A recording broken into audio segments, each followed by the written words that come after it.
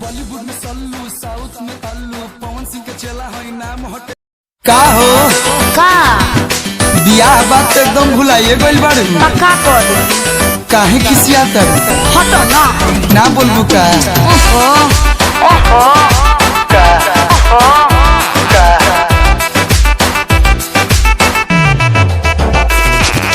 काहे गुस्सियाई हो जान लोगी क्या।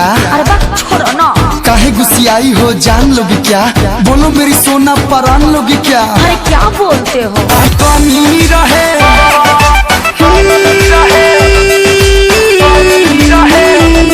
का कमी रहे कलुआ हीर में ना मन बा तो सुनो, आवारा हो गवारा अपने पापा जी का प्यारा हो, प्यारा हो। आवारा हो गवारा अपने पापा जी का प्यारा हो, इसीलिए अभी तक कलू जी कुंवारा हो, समझे।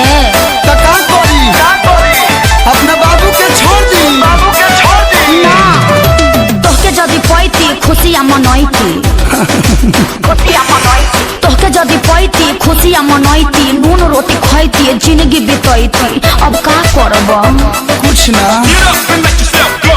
Yo, get up and let yourself go. Yeah. Go, yo. Lady, hey lady. Go.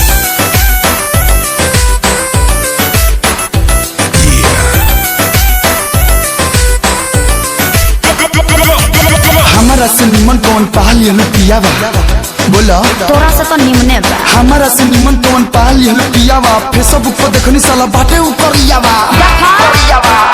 भले गोर हर बार भले छर हर बार, सुन लो भले गोर हर बार भले छर हर बार, साफ कहतानी डर पोक तू लभर बार।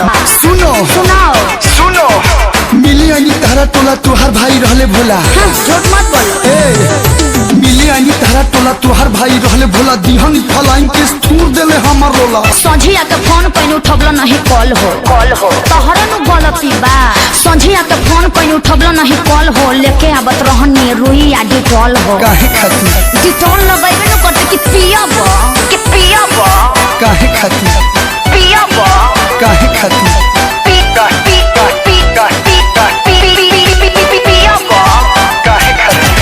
बॉलीवुड में सल्लू, साउथ में अल्लू। बॉलीवुड में सल्लू, साउथ में अल्लू, पवन सिंह के चेला है नाम हटे गोलू। सही जाता रे बाबू।